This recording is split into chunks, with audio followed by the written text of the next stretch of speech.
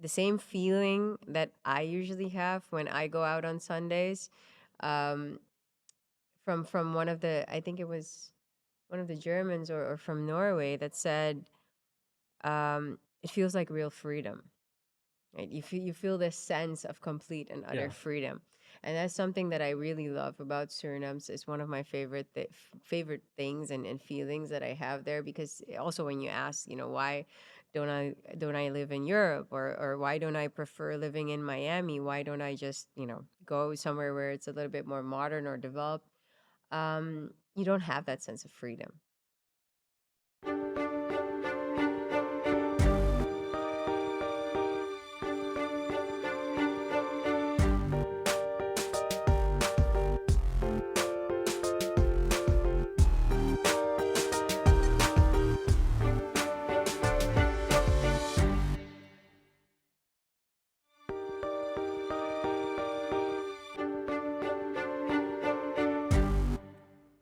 Maya, different week, seeing you on a different continent.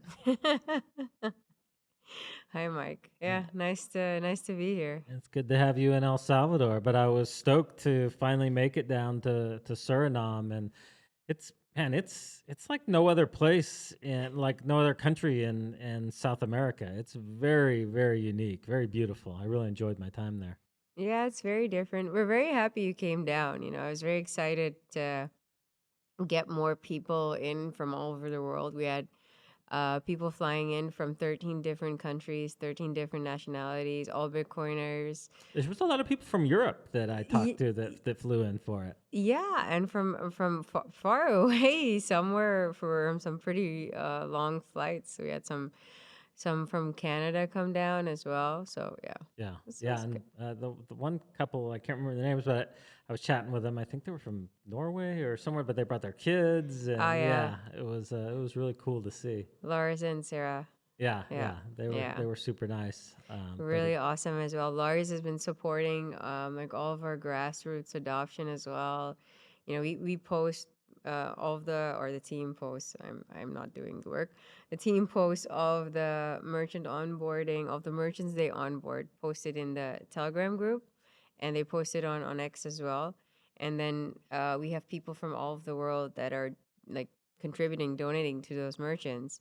So the next time they go back and they talk to the merchant. The merchants actually, sometimes they have like $70 or $20 or 100 something dollars on their account, and they're just like completely astonished. And then when the team explains to them, yeah, it's people in Germany, people from Norway, donating and let's supporting. clarify, sats, not Sats. dollars. Sats, sorry, yeah. Sorry, Sats. Donating Sats. Then they're just completely, in shock, Yeah, basically, to see.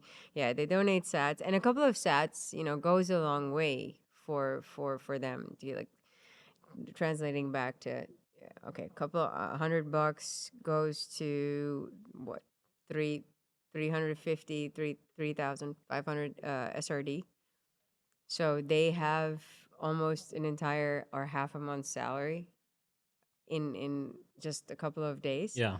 So for them, it's just like mind blowing, game changer, and also they see it increasing in value, so that has quite the Yeah. impact.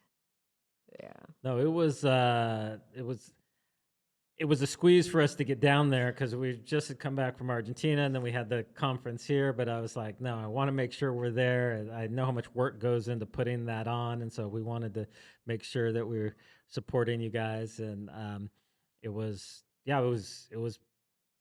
I was kind of blown away just by how beautiful it was there. We really actually enjoyed our time. I was bummed we didn't have more time. So next time we're going to come down with Stay a at bit least 10 longer. days. Yeah. Really see the country. Just to set the stage. So for those of you that are listening or watching, if you have not seen the first interview that I did with Maya, it was about 6 months ago. I would advise you to go back and watch that because it gives a little bit more of her backstory. We don't want to kind of repeat all that today, so we're going to more focus on what she has in front of her as she's making this kind of groundbreaking presidential run. But first, I want to talk about the conference that you guys just put on, Decentralized Suriname. Just kind of curious from your perspective how it went. Did you see the things that you wanted to see happen there? I was encouraged by the number of locals that came and attended. It wasn't just people from the international Bitcoin community. You guys had a good contingent from the local community. So would love to get your take on how things went and what you're excited about. Yeah.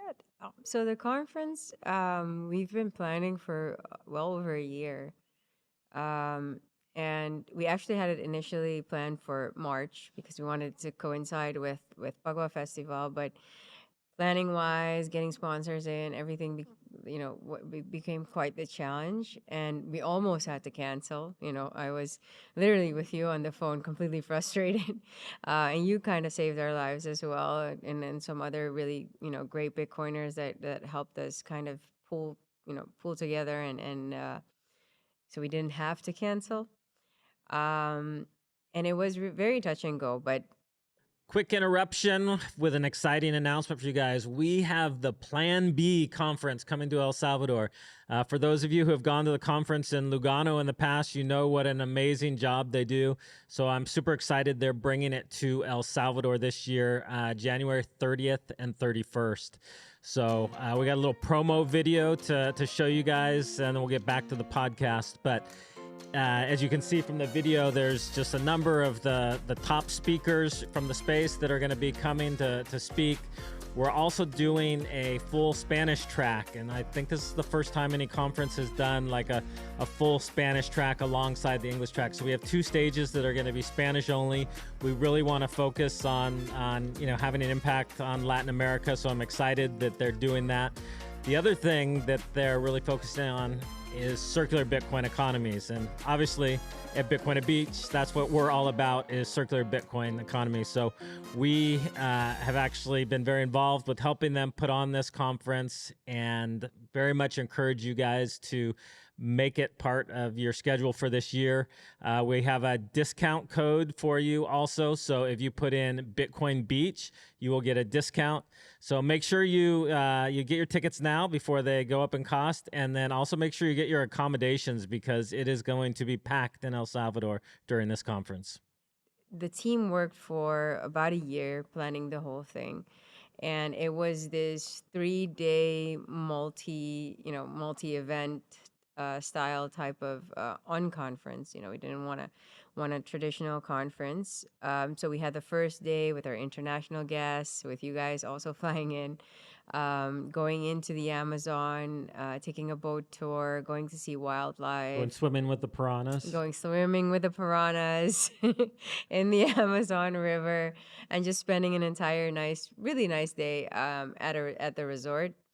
Um, and we wanted to go deeper into the jungle, but we figured it might be like too much of travel for you guys, so Yeah. we decided to take it lightly this year. And we wanted to actually bring all of the orphanages along for the day as well, but budget constraints, we had to kind of downsize the whole conference. So that unfortunately was one of the things that we had to cut down on.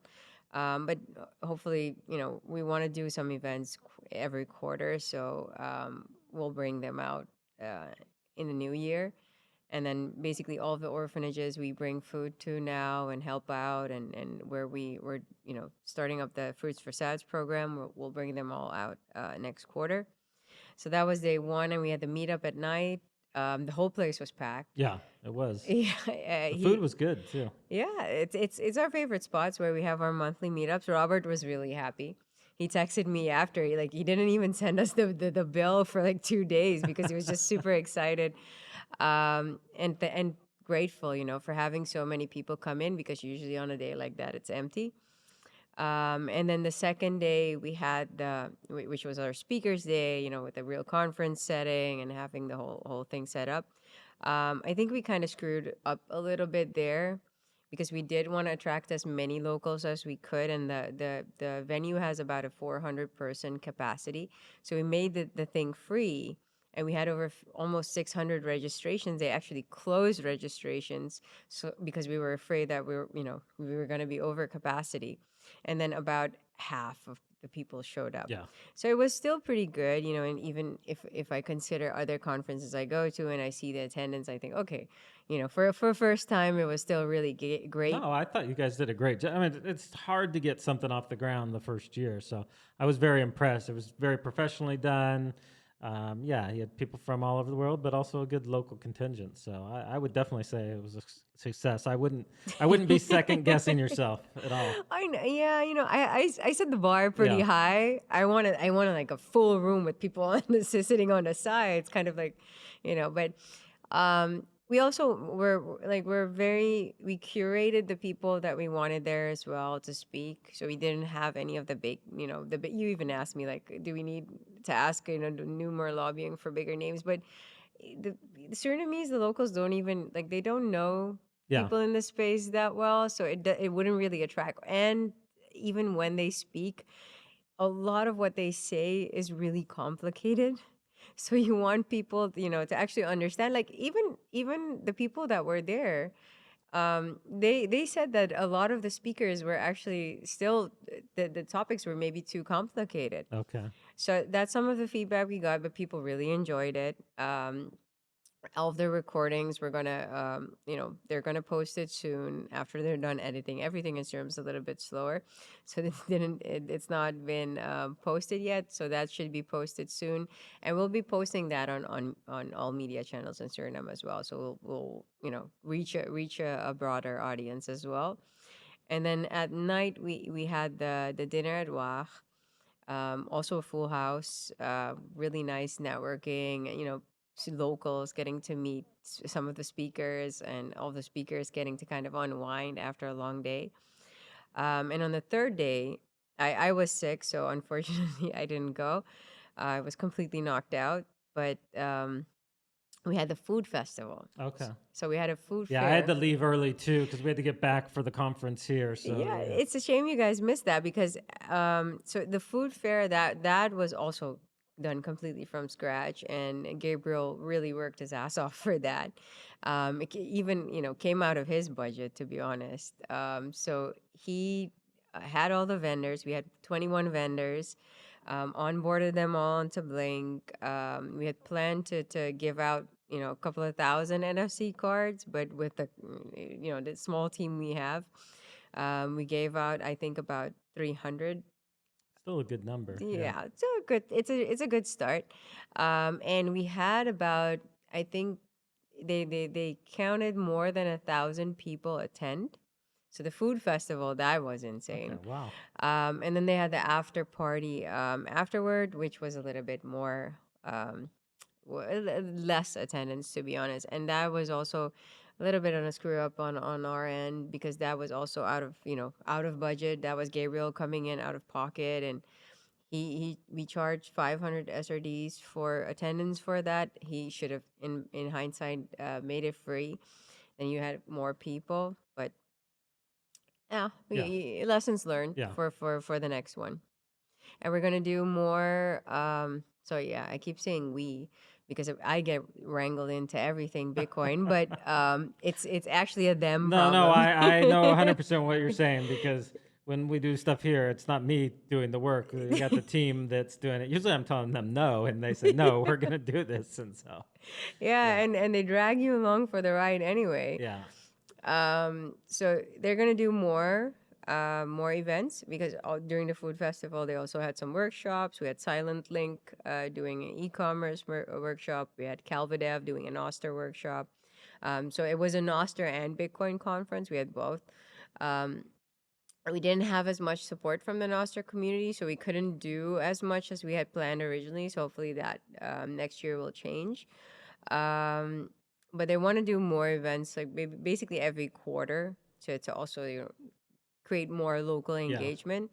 So we have a hackathon planned for next quarter. He's probably going to do the food festival every quarter, because more people attend that. And if you actually do the NFC cards, and have all the vendors accept payments with Bitcoin, then it makes it very easy for people to just kind of top up their NFC card, see how Bitcoin Hmm. works. And, you know, a lot of the vendors, some of them wanted to keep the Bitcoin. You have people that kept the Bitcoin that was on their NFC cards and wanted to figure out how they, how they keep it on their wallet. So it's a really nice way to actually see how or what the benefits are of using just Bitcoin as an actual, payment method. Yeah. And it's an easy way to orange pill people as well. So next year, every quarter food festival, maybe combine it with the hackathon, or do them separately. That's their problem to figure out. And then the conference this time, hopefully not the week before El Salvador, because that is really, Yeah. yeah, painful.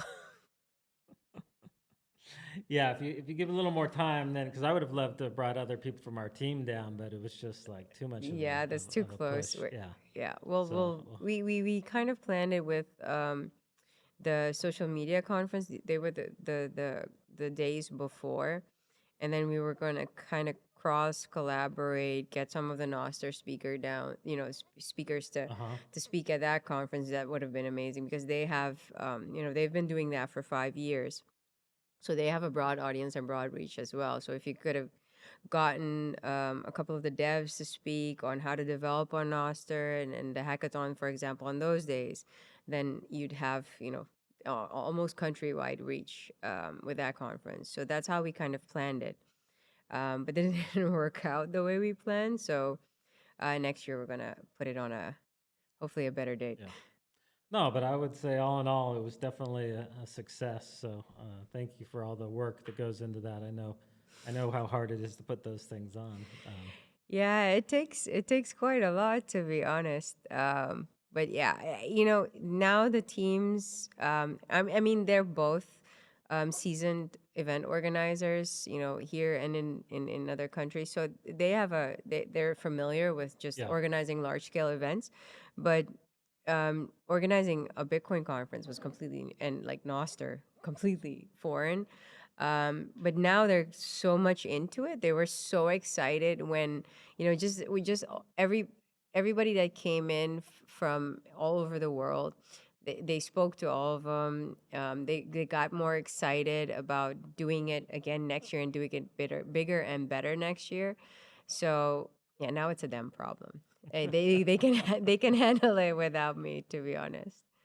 Paco, did we find any pictures of Suriname, of the conference, or anything else there? I forgot to ask you before we started. Um, it's beautiful rivers there that we went when we went traveling down. Uh, just ignore that guy blocking the view there, but yeah, that's the beautiful river in the background.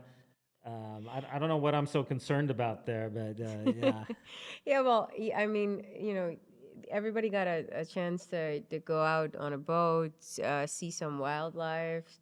I think they saw some monkeys, some sloths. And I think the most beautiful thing, I think you and I were talking about how the difficulties in El Salvador and the difficulties in Suriname, hence the yeah, concern phase. But I think one of the most beautiful things that I got that day was the same feeling that I usually have when I go out on Sundays. Um, from one of the, I think it was one of the Germans, or from Norway, that said, it feels like real freedom. Right? You feel this sense of complete and yeah, utter freedom, and that's something that I really love about Suriname. It's one of my favorite things and feelings that I have there. Because also, when you ask, why don't I live in Europe, or why don't I prefer living in Miami? Why don't I just go somewhere where it's a little bit more modern or developed?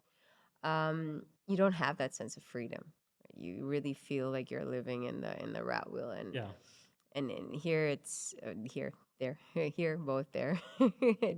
You just have this sense of freedom, and just having them be able to experience what we feel, on a daily basis. That was a really good feeling. yeah. No, it's a beautiful place, definitely. So, on to the very exciting stuff. I want to get some updates on your presidential campaign, and just for the viewers and listeners, a lot of them come from the U.S. or Canada, where the systems are a little bit different. So, if you could kind of just describe like the logistics and the reality of what it takes to run, and how things kind of play out, what you guys' expectations are, and then what your needs are, and how people can support it. All right. Yeah, and a lot has changed since we last talked. A lot has progressed, and to give most of the questions that we do get or that I do see um, on, for example, Bitcoin Twitter, is when are the elections? So the elections are in May 2025. May 25th is projected date. So 25/5/25. Um, we have a multi-party system. So a lot of people ask, like, how does it work? How does your political system work? A multi-party system. It's parliamentary. Um, so you have multiple parties that will run in the election with 51 candidates for 51 seats in parliament. And depending on the amount of seats you get, you can, as a party or as a coalition, put forward candidates for presidency. And previously, in all elections, it's always been a coalition. So it's always been a coalition that decides. There hasn't been one time when one party has had the majority of seats to be able to actually um, decide that in parliament. So we could have a landslide with enough support and get all seats, similar to what Bukele did here. But that really depends Yeah, on the next 6 months. So we have 6 months to work as hard as we can, do as much as we can, reach and as that's much to people. try to get seats for the party that you're running with. Exactly. Okay. And but people vote. Well, Do you people vote for the individual, or they vote for the they party? you vote for the individual. Okay. So all of the votes in the party do go towards seats.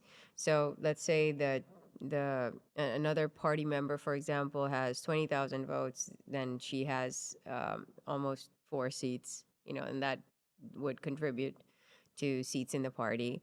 But you're not stuck with the party because the votes are to an individual. So people would vote for me, for example. um, I can still move with my Okay. seats. So even after elections, once the coalition is formed, or before the coalition is formed, even, you can flip sides, you can flip two other parties, and basically, take the votes with you. You need 5,800 votes for one seat. So for at least worst case scenario, I really completely fuck this up and bomb.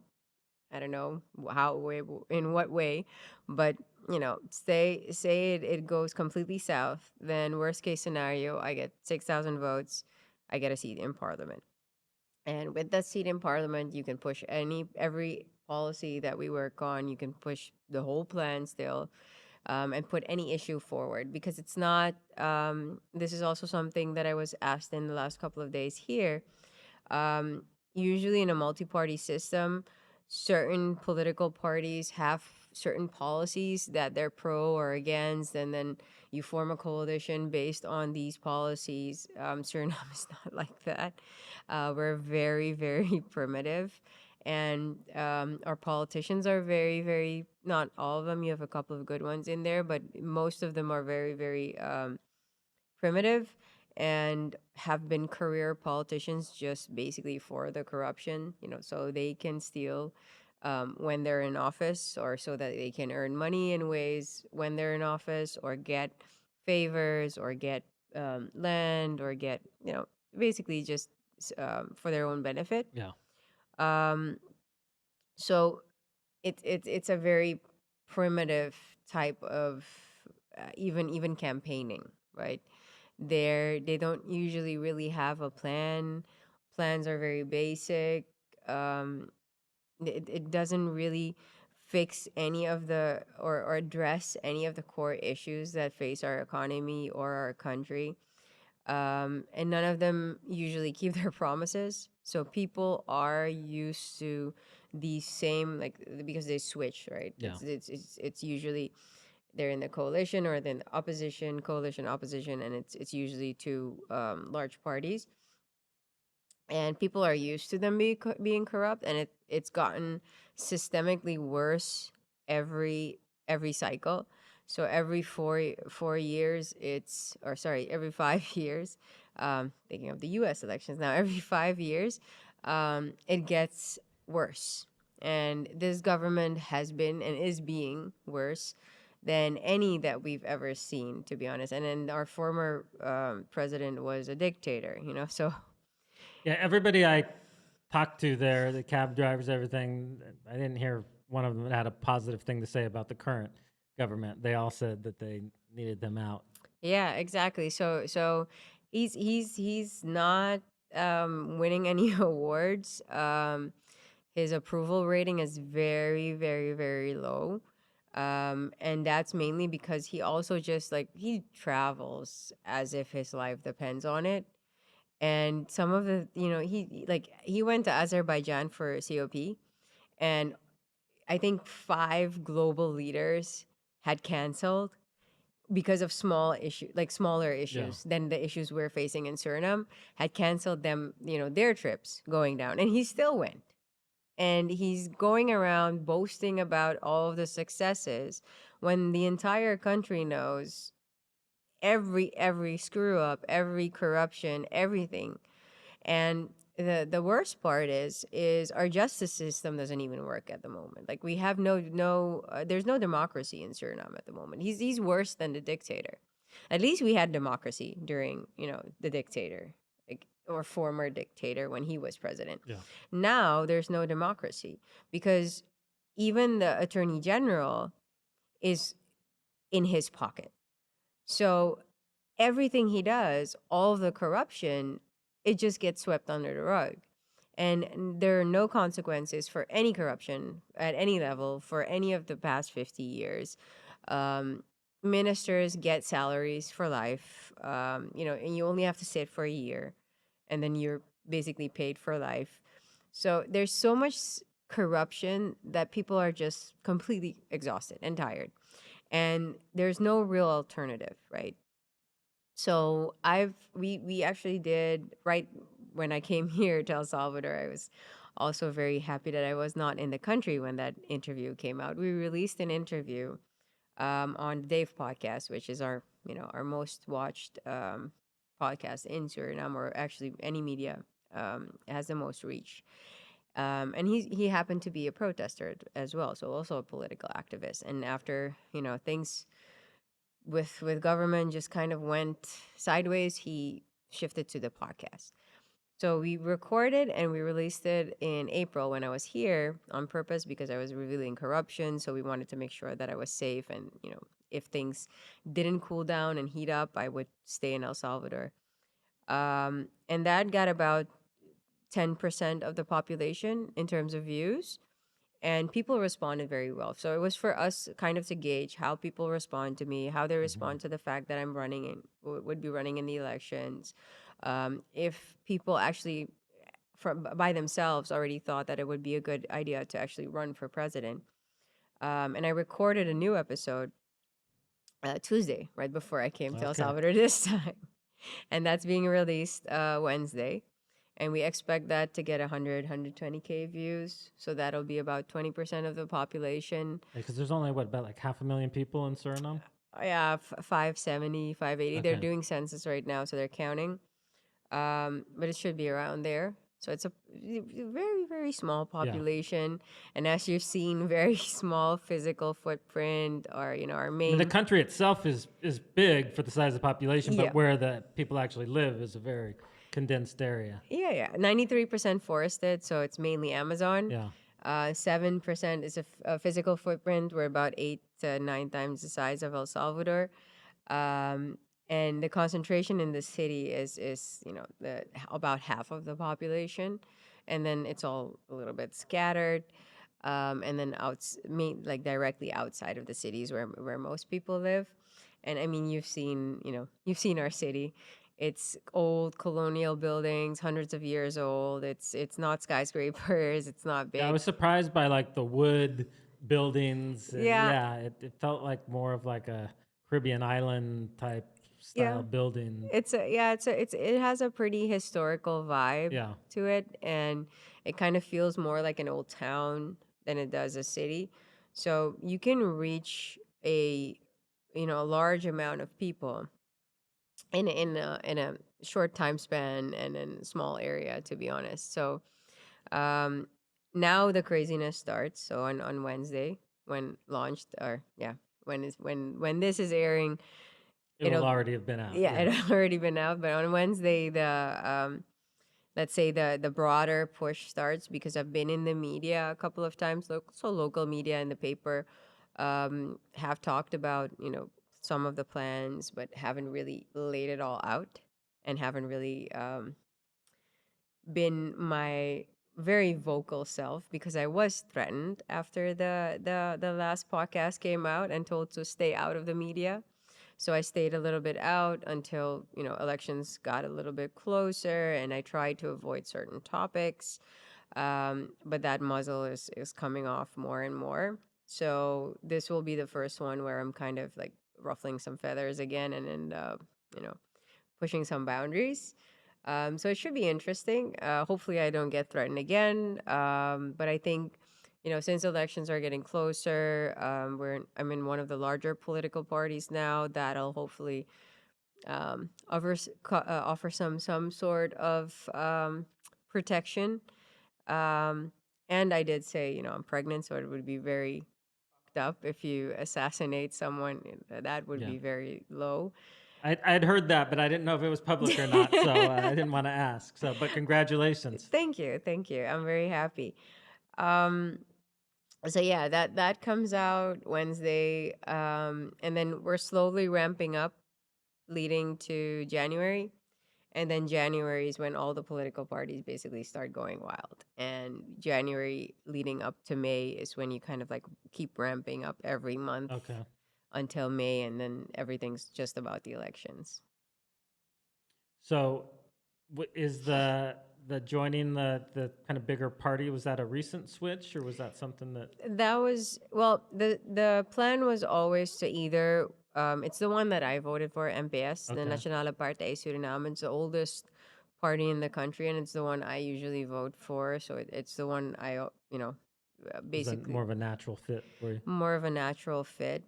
There was some, I wasn't really sure if we, like, there was a point where NDP was also trying to get me to join them, and I did consider it, but I was kind of like seeing how they would move, because they had new elections for their board, and the former dictator, he was convicted for 20 years, fled into the jungle, fled, let go by our president into the jungle. Um, so you think that they would, use the opportunity to completely rebrand, and start anew, Yeah. get a fresh start for the party. But then they announced that they made him what we call era voorzitter, is honorary chairman. So that already was is like, you don't care about So our he's a convicted felon, like honorary on the chairman. run. That's like honorary chairman. Exactly. So you have no respect for justice. You have no respect for the victims of those the 15 murdered. You have no respect for anything basically in the country. And that's, that for me it was already a no-no, like the dictator himself. And then them doing that was like a first bad step. And then later on, they also announced that they're running in these elections for him, to bring him back into politics. Because then they want to get him amnesty and want to get him into politics again. And I'm like, are you fucking kidding me? Anyway, so that is definitely a no go. And the strategy was always with 597, which was, new party, fresh, to collaborate with NPS anyway. So it's either we go into the elections together, we work together, we collaborate. Either way, it's, Yeah. it's with NPS. So that's the path we decided on, and I think, strategically, it's our, not our best bet, but I mean it's the best path forward, because they also have a huge following. They also have all the infrastructure in all the districts, and basically they have, based on previous elections, they already have the amount of seats, six seats, for example. So it gives us a lot more traction. But we have a couple of aces of our sleeves too. So it's a multi. We're tackling a couple of strategies on how we're heading into the elections. And I announced that actually at Bitcoin Amsterdam, in a Forbes interview that came out recently. So that's been published, and I also talk about it in the podcast that's going live on Wednesday. Okay. And this is you kind of first coming public that you're running. Well, yeah, this is me.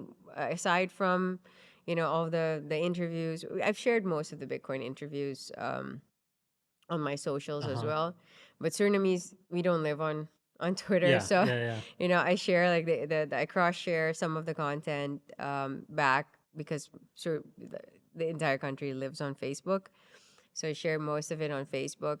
And before that, I had announced that I was running in the elections. I hadn't been very vocal or very public about me running for, the number one spot for Yeah. president. And that's also for strategically safety, mainly safety, security concerns um, with other political parties. So you wait until you're a little bit closer to the elections to announce anything big. And I'm still a bit nervous about going back, to be honest, and how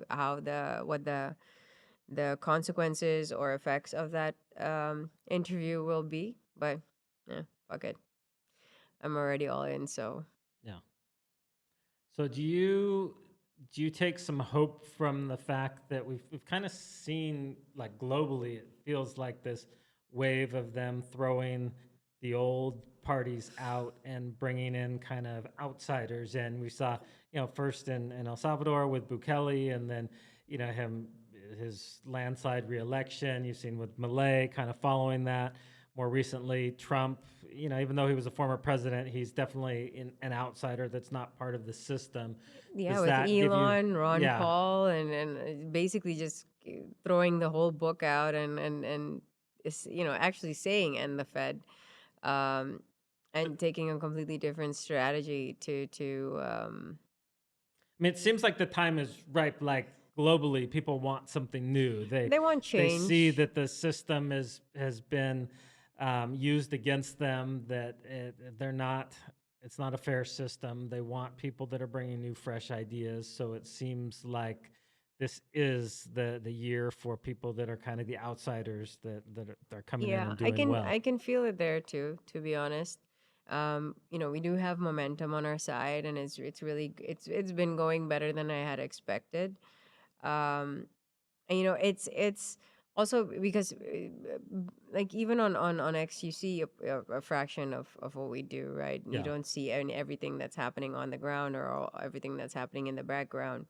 Um, we're lobbying, fundraising, collaborating a lot with other even people that work on other campaigns in some of these countries. And we have an entire team of global experts, Austrian economists that have, are working, and are still working with Millet. Some are still working with Bukele, or have advised the Bukele campaign, or advising the Trump campaign. So we have a lot of the same people um, working on this big Yeah. transformation, this big change. So that helps a lot in terms of me laying out the vision of what we actually want to do in the country. They're right now working with like an entire team of global experts on how do we actually execute this come May, right? Not hey, how are we going to run this campaign, but how are we going to actually run the country come May, and you know scratch the central bank, scratch taxes. How are we going to implement a lot of the policies that I want to implement? How are we going to make Bitcoin the unit of account, or native currency, right? How is that going to affect and impact the economy? How quickly can we do it? A lot of the policy changes that I want to implement that Paco just showed on the website as well. That's the broad plan, like the vision. Yeah. In December, January, we released the entire how are we going to roll this out. basically, and using it as a framework as well, so anyone else can replicate and copy it. Open source government. So basically, this is how do we make Bitcoin the de facto currency in Suriname? How do we replace the SRD with SAT, right?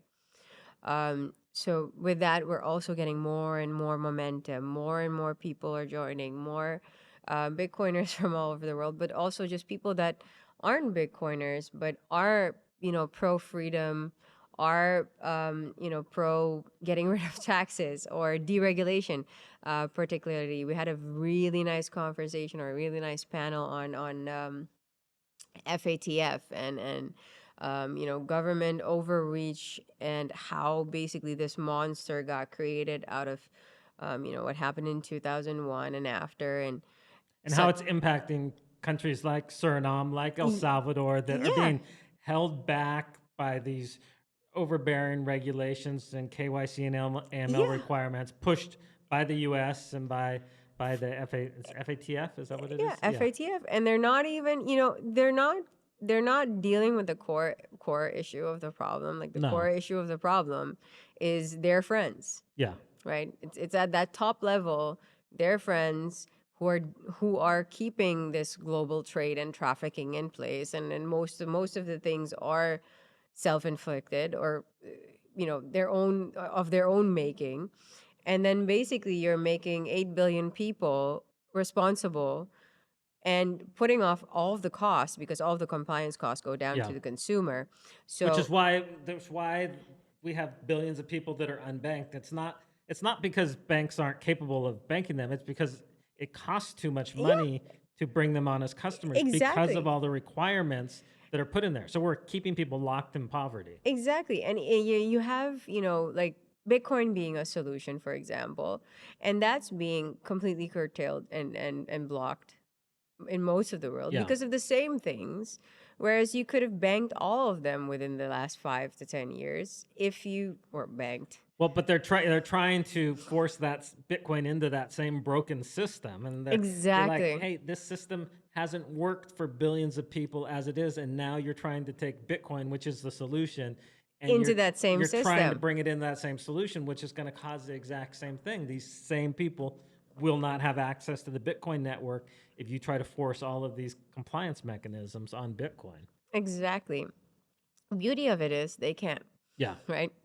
You can force whatever you want, but it's Bitcoiners permissionless. It's Bitcoin yeah, doesn't give a you yeah. can try, but it doesn't really matter. We can do whatever, whenever, and you can only all they can do is try and prosecute us.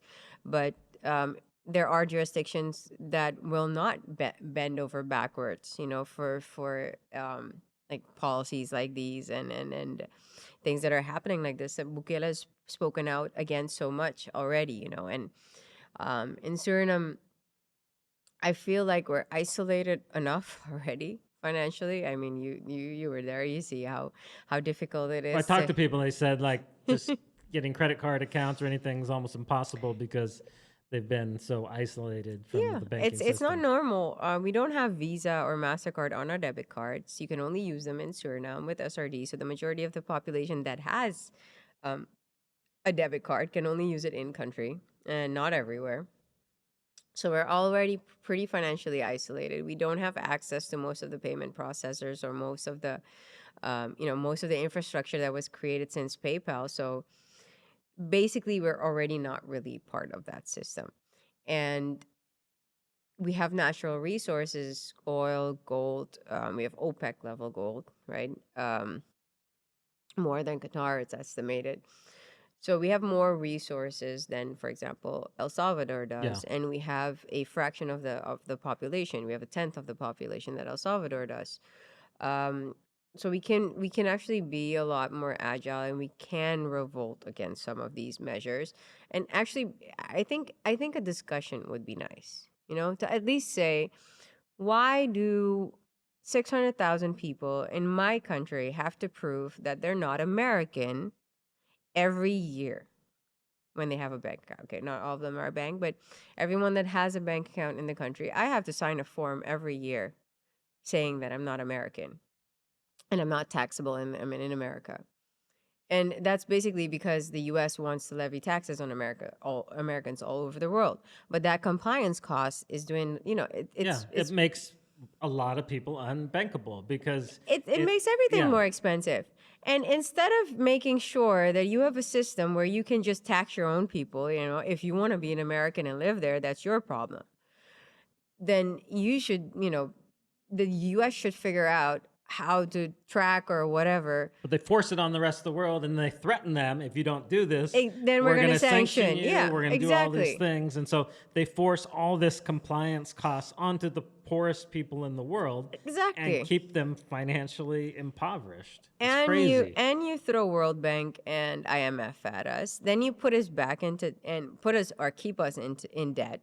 You try to force your policies and your view on how an economy should be run on it. When you look at your own fucking economy, it's basically collapsing. The US should have been bankrupt or should have defaulted last year in June. Then that would have been the smart thing to do. Just fucking default, because $35 trillion in debt is it's an unsustainable Yeah. system, right? Even I mean, Elon came out and said it, this isn't sustainable. The US is heading for bankruptcy or should be bankrupt. So you're Well, if we forced. couldn't just print the world's reserve currency, we would have had to. Exactly. So you But keep printing and yeah, printing more, and the other countries feel the effect more, right? It's Suriname. Our products in the supermarket are actually more expensive than products in the US. Even with, calculate inflation, yeah, look at current market prices, our products in the markets or supermarkets are still a lot more expensive than they're in the US, for example. And our people earn a fraction of the income of a US citizen, like $200 yeah. on average, right? So it makes life a lot harder for third world countries.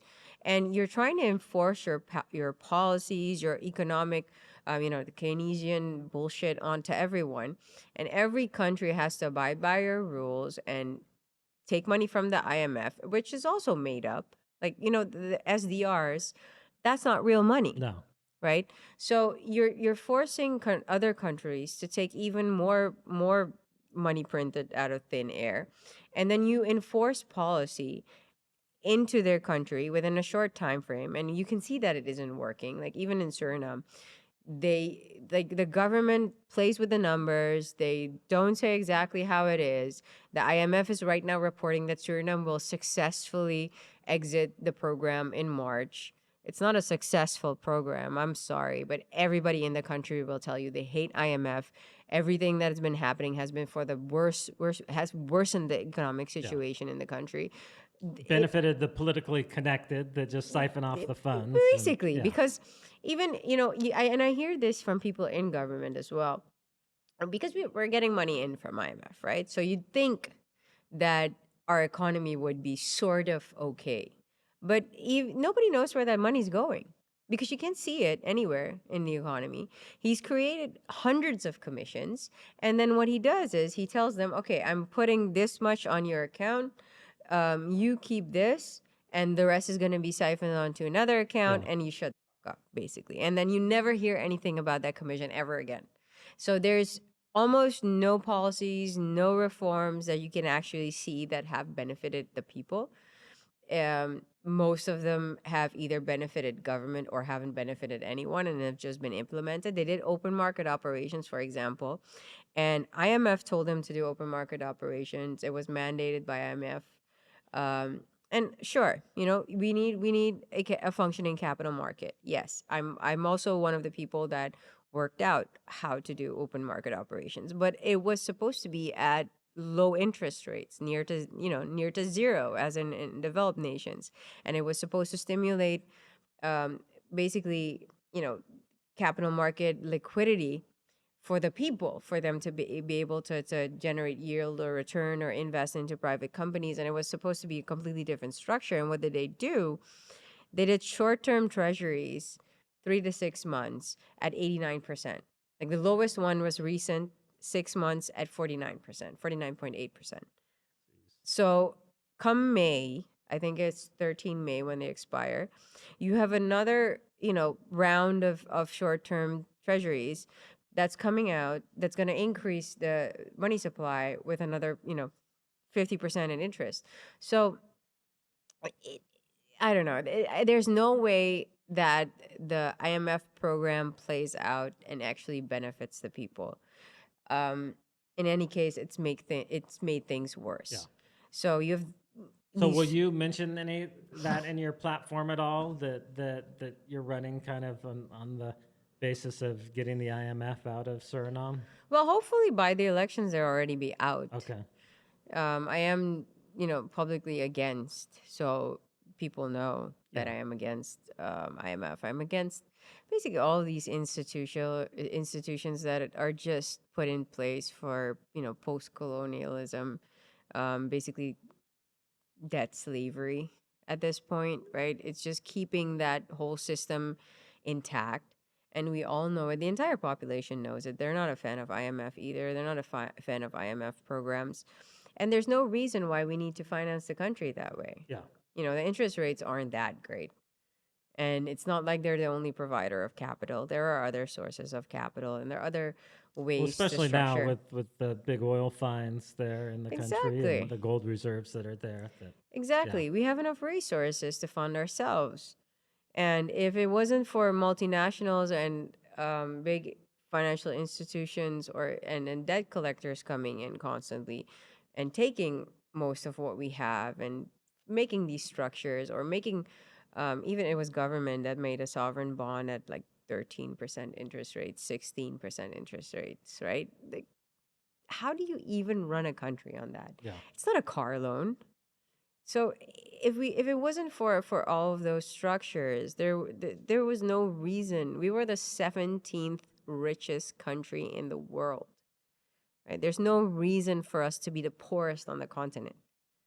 And I think we still rank. We might even rank poorest on a global scale. To Well, be honest. I remember seeing like some charts, and it was looking historically at the top countries in GDP per capita, and Suriname was like in the top 3 or 4, like for decades, like Yeah. with Brazil and Argentina when Argentina was doing well, and yeah, and then And it's then just lately that it's dropped off the charts. yeah, it's systemic corruption, and it's getting worse and worse and worse, and it's in most cases it's because these politicians, they don't know how to make money, they don't know how to think out of the box, they're not creative, they're not entrepreneurs, so all they know is how to steal. Yeah, So they get into office to steal, and basically that's all they know how to do.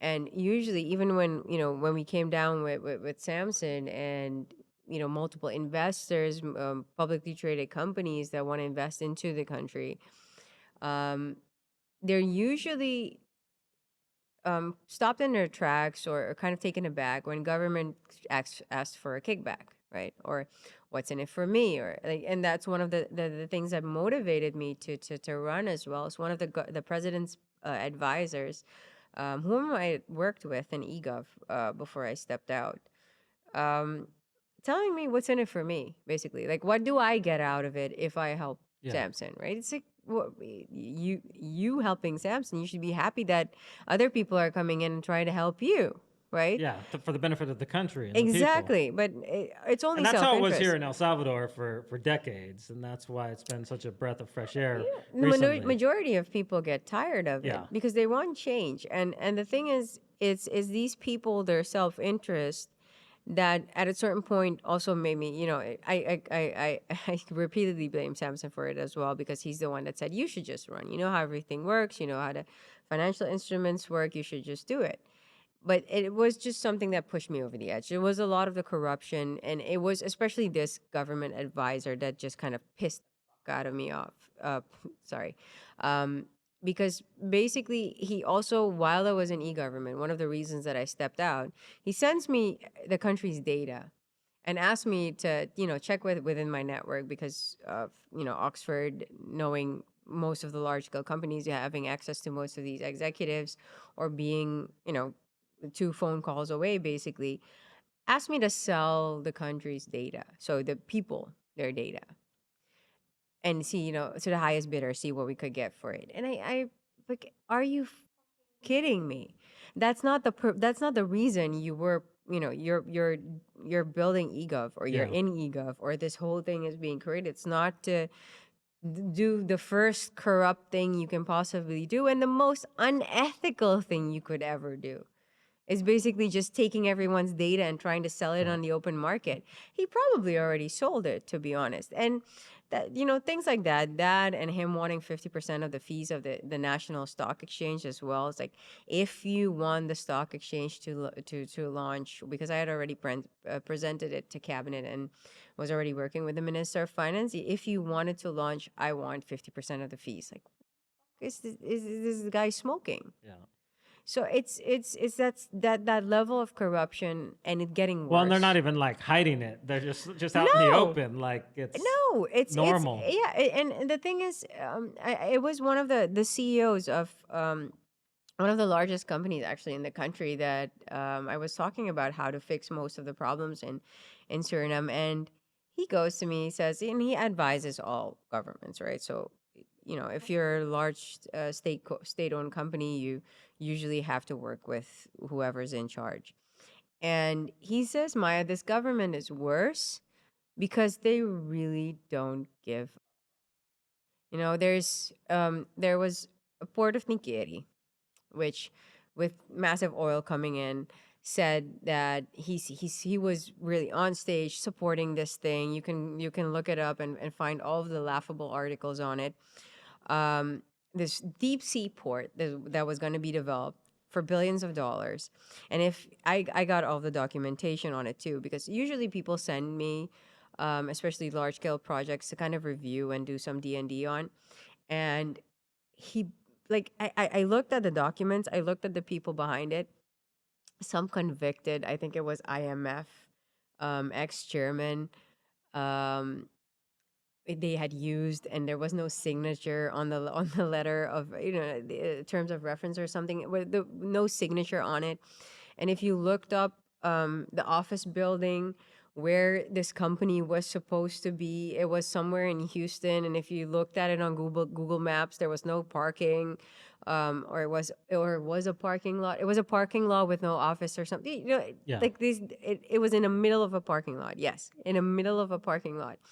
And if you look at do it just a standard background check on any of the executives on there, none of them credible, right? For to do an to do a project of that Yeah. scale, like Yeah.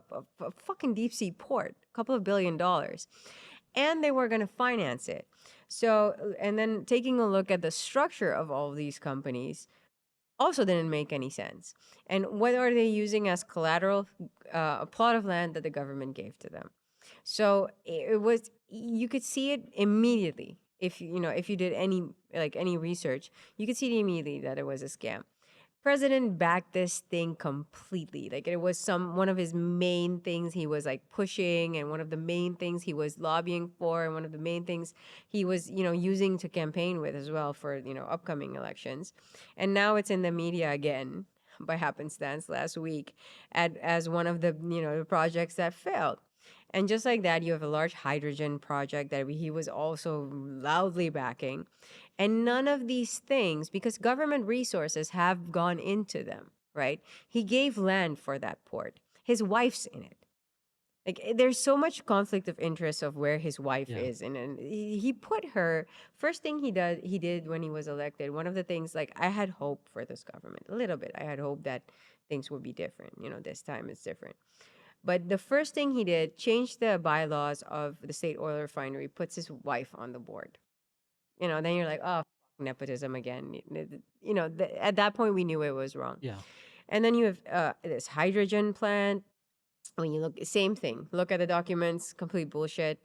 And you have several large scale things that have happened just like that, with them wanting to bring Mennonites in, and then the whole giving land away thing was super suspicious. So that was a whole government, like, basically corruption thing that blew up in their face.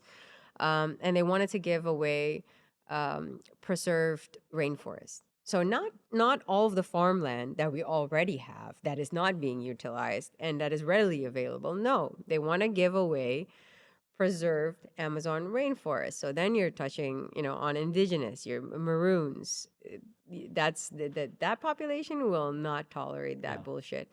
So there's so much, and this is just like three of the big ones. It's not even the biggest. It's three of the bigger ones that I can name off the top of my head that have been unveiled, right? And it's almost weekly. Like we have a running joke basically that goes like, on today's episode of Suriname is not a real country, because basically every day you have things like this. So the population is constantly reminded about corruption, and now that the elections are coming up, they're also reminded every day about corruption in the opposition as well, because you have their dirty Yeah. laundry constantly coming out, and it's throwing mud at each other basically. I'm very curious to see what they're going to throw at me. There's not, I didn't do anything really. Could have been a very wealthy rich person if I had compromised at least some of my integrity. Could have sold the exchange to Binance, could have launched it with shitcoins and started a shitcoin exchange, right? Because it was 2017 when he started, 2018. It was early days. So could have run a very successful shitcoin exchange, but never compromised my integrity. So I'm very curious to see what they come up with, but politics is politics, so they'll probably make up some stuff. Nothing I can't refute, so I feel very comfortable in that. But just it's funny to see like them Yeah. slinging shit at each other, to be honest, and it all it does is just remind people. I've been ranting. No, no, no. It's good to get it out sometime.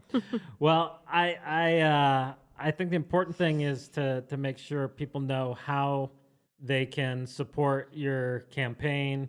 We were talking before. I was asking you if it's possible for foreigners to contribute, because I know in some countries it's not. You said that in Suriname it's no issue. So if there's Bitcoiners that want to support what you're doing, what is the best way for them to contribute funds, or is there other ways they can support? What do you guys kind of need in order to kind of push this, Bitcoin first campaign forward? Well, to give us like an 80 to 90% shot at, actually winning the election, we need to raise at least 3 million. That was 45 Bitcoin. I haven't really checked the price since I last calculated it, so no idea where it's at now. Um, but we're raising in Bitcoin. We have a geyser fund up. On the geyser, we kind of explain the idea and how we plan to roll it out as well. We had initially we wanted to add a Google sheet to the geyser campaign to show how we track expensive, Uh huh.